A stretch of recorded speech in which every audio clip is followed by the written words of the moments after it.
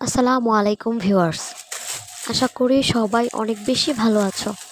সকাল সকাল আমার প্রথম কাজ হচ্ছে আমি যা রান্না করব ফ্রিজ থেকে আগে বের করে ভিজায় রাখা। তো ঘুম থেকে উঠেই আমি আগে মাছটা নামিয়ে ভিজিয়ে ফেললাম। এটা হচ্ছে পাঙ্গাস মাছ। যদিও পাঙ্গাস মাছ অনেকেরই পছন্দ না, তবে আমার অনেক বেশি পছন্দ। এখানে রুবাইর বাবা বাজার করে নিয়ে এসেছে পেয়ারা আর কয়েকটা লেবু। আর এখানে হচ্ছে পটল।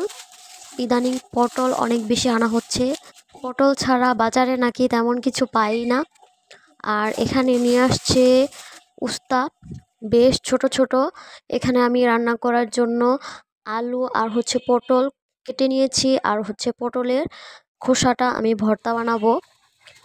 এখানে হচ্ছে আমি রান্না করে নিচ্ছিলাম পটল দিয়ে পাঙ্গাস মাছ।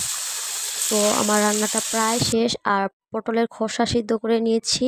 রুবার বাবা পাঙ্গাস মাছ ভাজা ছাড়া খায় না, তার জন্য রেখে দিয়েছি। এখানে পটলের খোসার ভর্তা বানাচ্ছিলাম। রুবার বাবা এই ভর্তাটা খুব পছন্দ করে, এর জন্য বানাইতেছি। আর এটার সাথে আমি একটা শুটকিও দিছি, কি যেন শুটকিটার নাম, কিন্তু শুটকিটা অনেক বেশি মজার। এই ভর্তাটা এইভাবে বানাইলে খুবই মজা হয়। তো আমি পাটাতে ভাত মেখে খাবো। পাটাতে ভাত মেখে খেতে অনেক বেশি মজার। আমার মা যখন পাটাতে ভর্তা বানায়, তখন আমি পাটাতে ভাত মেখে ভাত খাওয়ার জন্য অনেকক্ষণ অপেক্ষা করে থাকি। কারণ পাটাতে ভাত মেখে খেতে খুবই খুবই মজা লাগে আমার। আর পাটাতে যেই ভর্তাটা বানানো হয়, সেই ভর্তাটাও খেতে অনেক বেশি মজা হয়, যেটা হচ্ছে ব্লেন্ডারে বানিয়ে সেই স্বাদটা পাওয়া যায় না। আর এখানে হচ্ছে রুবের বাবা আমাকে পটলের ভর্তা বানিয়ে দিচ্ছিল। আমি কিছু পটলও ভাজি করেছি। রুবার বাবা বলতেছিল কিছু পটলেরও ভর্তা বানাইতে, এর জন্য আমি পটল ভাজি করে নিয়েছিলাম। কারণ এই পাঙ্গাস মাছের তরকারিটা রুবার বাবা একদমই খাবে না।